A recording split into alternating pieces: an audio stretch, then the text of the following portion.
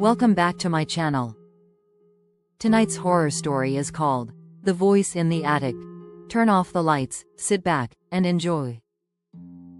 When 16-year-old Amir moved into his grandfather's old house, he thought it would be a fresh start. The house stood alone at the edge of a quiet village. It was large, dusty, and older than anyone could remember.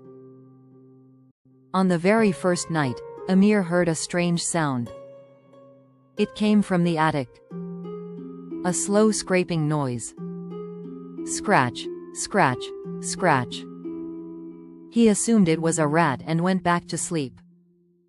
The next night, the sound returned. But this time, it was followed by footsteps. Slow footsteps. As if someone was walking above his bedroom. Amir told his mother. She laughed and said old houses always make strange noises. Still, something felt wrong. A few days later, Amir was home alone. While playing games in his room, he heard a voice. A faint whisper. Amir. He froze.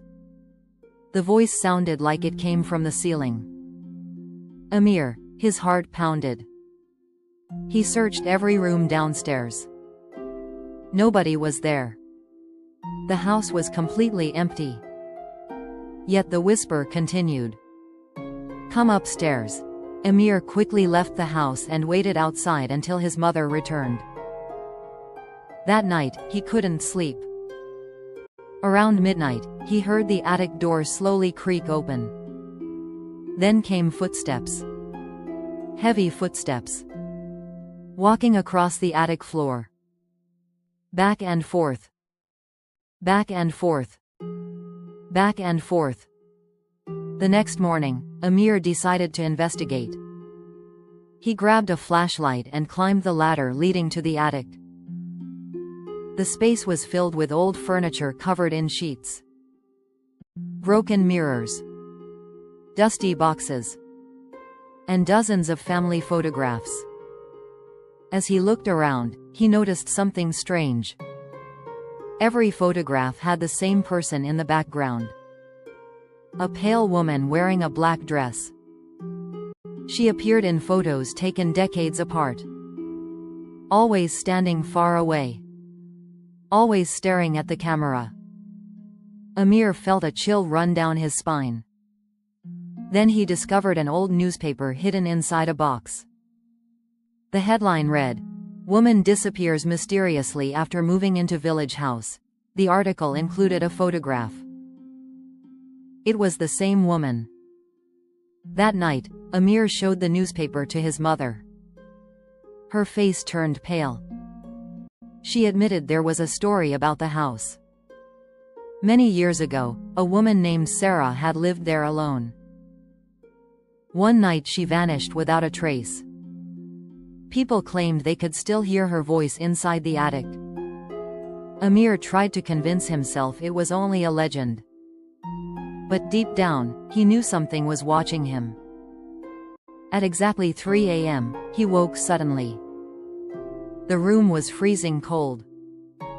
His bedroom door slowly opened by itself. A whisper drifted through the darkness. Amir. He sat up in bed. Nobody was there. Then he noticed muddy footprints on the floor. They led from the door to the attic ladder. His hands shook. The footprints looked fresh. As though someone had just walked through the house. Unable to resist, Amir followed them. He climbed the attic ladder with his flashlight. The attic was silent. Too silent. Then his light landed on a figure standing in the corner.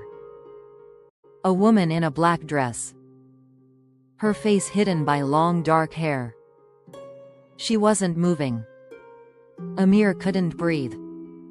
Slowly, the woman raised her head. Her eyes were completely black. And she smiled. A horrible smile.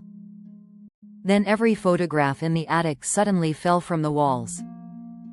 Glass shattered everywhere. The woman pointed toward an old wooden chest. Before Amir could react, she vanished. Terrified, he opened the chest. Inside was a small diary. The final pages revealed the truth. Sarah hadn't disappeared. She had been murdered. The killer had hidden her body beneath the attic floorboards. For decades, nobody had discovered it. The police were called the next day. After removing the floorboards, they found human remains exactly where the diary described. The village was shocked. The mystery had finally been solved. Sarah received a proper burial. Everyone believed her spirit could finally rest. But 3 nights later, Amir woke once more. His room was silent. No footsteps. No whispers. Nothing. Relieved, he closed his eyes. Then his phone vibrated. A message had arrived from an unknown number. It contained only one sentence. "Thank you for finding me." Attached was a photo. A photo of Amir sleeping in his bed. Taken just a few minutes earlier. From inside his room.